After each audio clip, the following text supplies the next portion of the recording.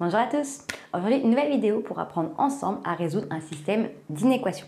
Donc en fait, quand vous faites la résolution d'un système d'inéquations, en fait, on ne vous demande rien d'autre que de déterminer en fait la résolution d'inéquation pour la première de votre système, la deuxième, et de relever les valeurs de x qui collent pour les deux conditions, donc pour les deux inéquations. Donc en gros, une intersection. Donc ici, on a 1 moins x plus grand ou égal à 0 et x moins 3 plus grand ou égal à 0 également. Donc concrètement, on va faire du coup résolution d'une équation entre guillemets un peu simple, mais on va pouvoir après apprendre à les combiner.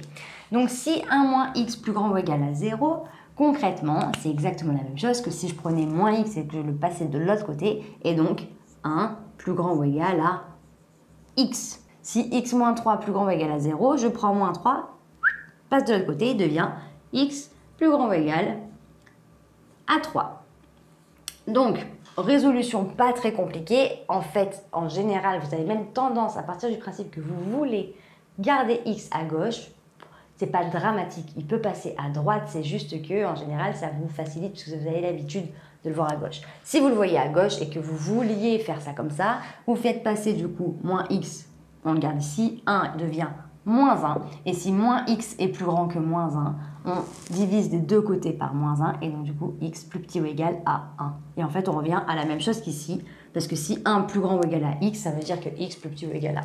Donc, on peut aussi l'écrire comme ça, si ça vous rassure. C'est la même chose. Donc en gros, celle-là et celle-là, c'est pareil, c'est juste que x est à gauche. Bon, maintenant que je sais ça, il faut que je trouve les valeurs de x qui font que x est plus petit ou égal à 1 et que en même temps, x est plus grand ou égal à 3. Donc, si x est plus grand ou égal à 3 et plus petit ou égal à 1, il va falloir que je fasse. Donc, soit vous avez réussi à le visualiser directement dans votre tête, soit vous n'y arrivez pas et c'est OK. Il suffit de faire un schéma.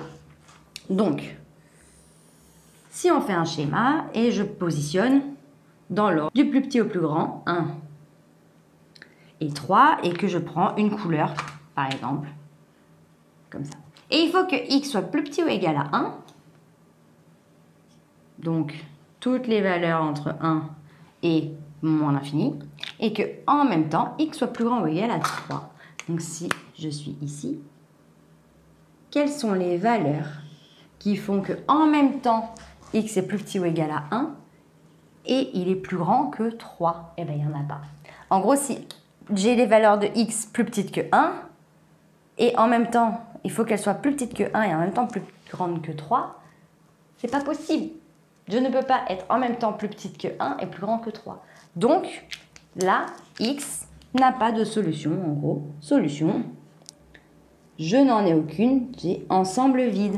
Pas de solution à ce système d'inéquation. Donc voilà, j'espère que cette vidéo t'a plu, t'a permis de bien comprendre comment résoudre un système d'inéquation et comment interpréter le résultat quand il dit qu'il n'y a pas de solution.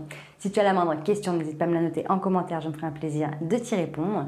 Pour nous rejoindre, si ce n'est pas déjà fait sur YouTube, il te suffit d'activer la petite cloche et sur Internet et les différents réseaux sociaux, nous sommes sur Facebook, Instagram et sur Snapchat. On te met tout en barre d'infos pour que tu ne rates aucune information. Et d'ici une très prochaine vidéo, je te dis à très bientôt.